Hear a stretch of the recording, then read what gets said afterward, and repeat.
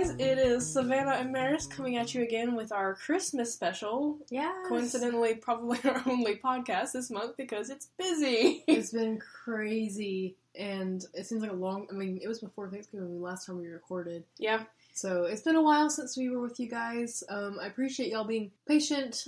As I had explained before, this is first and foremost a project for me and Savannah just to have time together, and we haven't had time together this month, and we didn't want to feel rushed, so, but we finally have a day we can just spend time together and catch up a little bit and have some fun with the podcast. So I'm really excited that we have an opportunity to do this. Yeah, well, it's been a long time since we record. Not quite as long since we posted, but of course, there's a little bit of time between recording and posting. So do you want to just update each other on how we're doing? Yeah.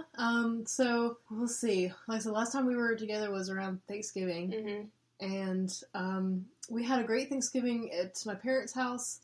Unfortunately, I caught fever. Yeah. And was ill for most of it, and then I think I shared the love with Savannah because she was sick the following week. You still probably hear me, clearing my throat a little bit. If we sound a little phlegmy, it's because we had that junk. We had a great Thanksgiving, and the past few weeks have been insane.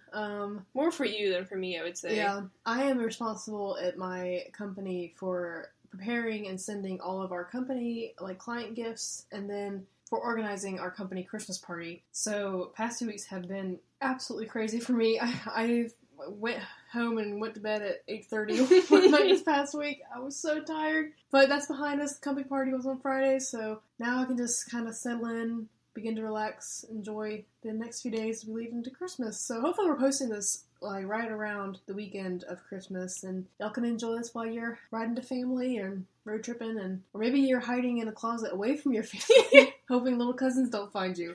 Wherever you are, I hope that you're enjoying yourself, and thank you for joining us for a little bit. Yeah, this is exciting. Also, I have to return this wonderful microphone we've been using to my brother-in-law, who was so kind to let us borrow it. Nice so one to do that. Hopefully Maris and I will purchase our own, make a decision about what kind of software, hardware we want to use. And because I was thinking, where did the kind of icon of Santa come from? And actually, most sources say that the Salvation Army started dressing up their volunteers in Santa costumes around 1890. Wow. And that's when the sort of red suit, the kind of persona of Santa, as we commercialize Santa we think of today, that's when he kind of started. It was becoming more popular in the mid-1800s, but that's when he really started to become, the persona we think of today. So I thought that was interesting. That is interesting. I had no idea, I could not, I realized I did not realize where he kind of came from originally, the one we think of today. That is interesting because everyone knows Santa wears a red suit with, the white trim. Did some marketing just figure out, we're just going to put a bunch of random guys outside with white beards and red suits, and people are going to know that's St. Nicholas. There were some writings before then, some poems and stuff that came out. Those usually very sentimental things in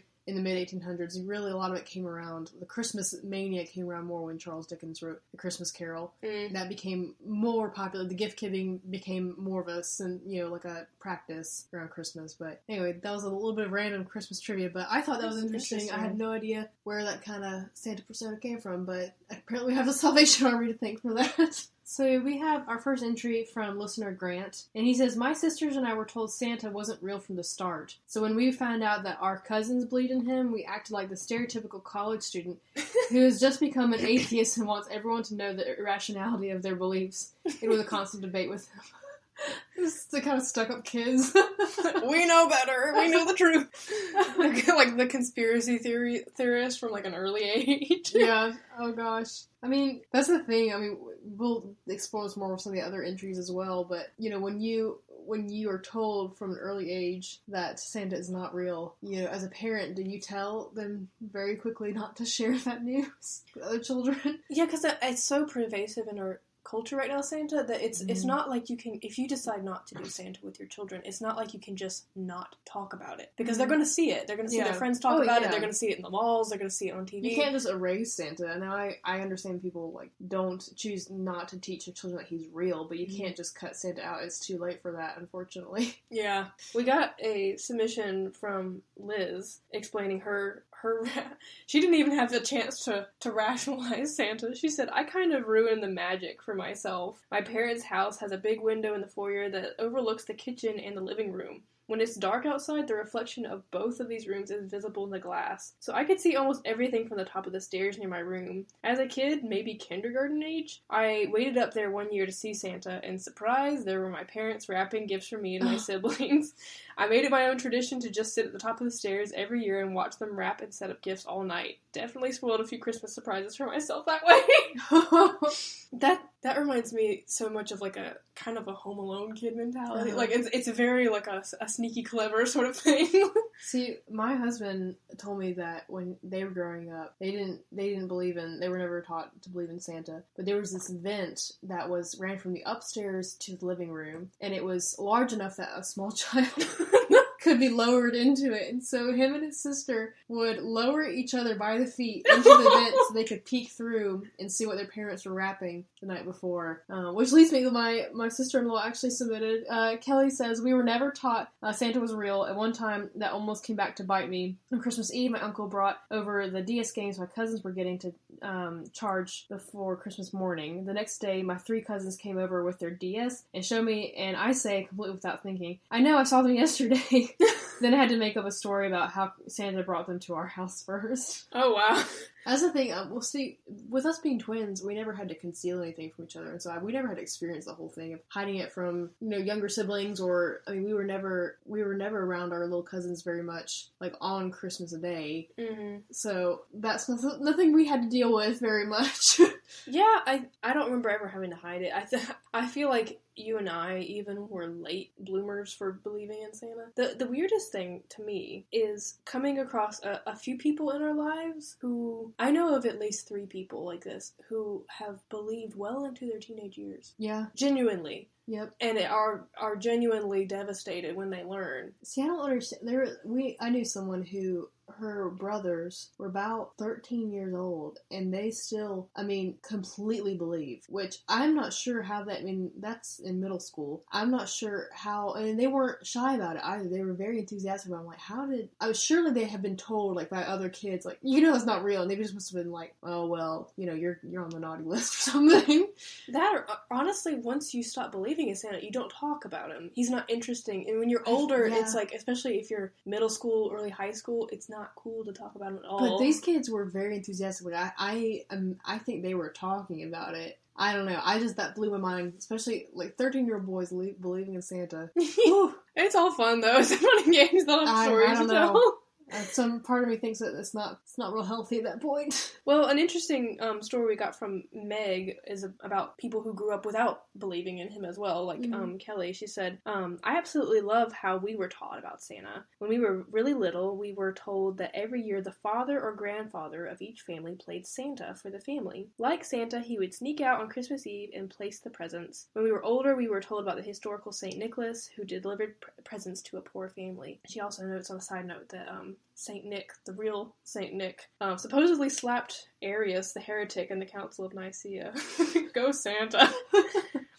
She said, one thing my parents made sure was that we never spoiled the Santa surprise for other kids, and as far as I know, we never did. I'm sure it wouldn't work for every family, but it worked great for us. That's what I probably would want to do with my children in the future, is to teach them about the tradition and stuff like that. But like I said, I don't have any problem with people who do teach their children that Santa, is real, but I personally don't intend to do that.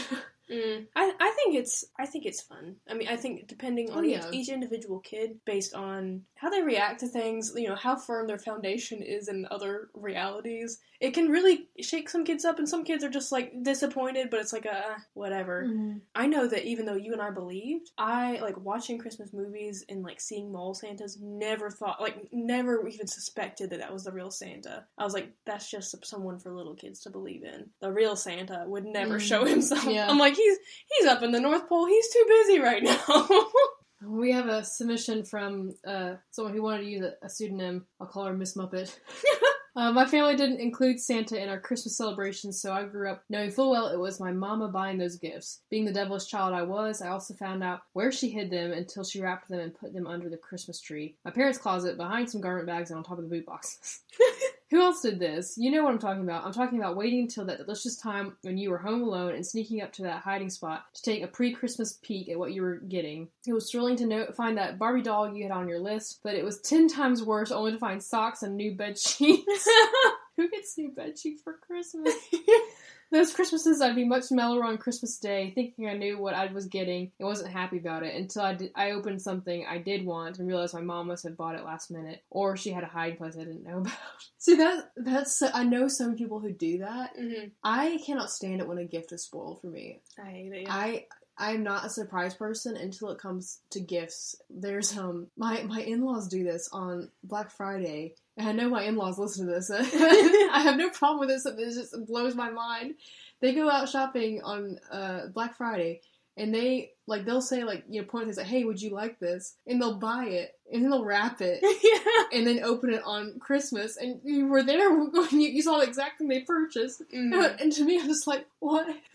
I don't understand it. I have no problem with it, but I don't understand. I'm very much a surprise person. I don't want to know what you got me. There's been a few times where Benjamin has gotten me a gift and not hidden it well. And it makes me genuinely upset. Yeah. I don't know why. I hate all those surprises except for that. I don't want to know what you're getting me, so. There are a couple gifts, if there's something very specifically that I want, that I wouldn't buy for myself, that I'll be like, this, and I don't know 100% if someone gets it for me sometimes, but I'll be like, this is what I want. And not to be too picky, but it's like, it's not helpful to me if you get another variety of this, so I'll be very specific about it. And so I don't mind that. I think it's more, like, I can know that someone's gotten me a very specific thing that I wanted. It's more if I find out some roundabout way ahead of time, and then I have to act in surprise in front of that person. Yeah. And see, I'm like, ugh. Yeah, I don't mind, giving specific, wish lists, but I don't want to know, exactly. I don't want you to tell me. I don't want to find it.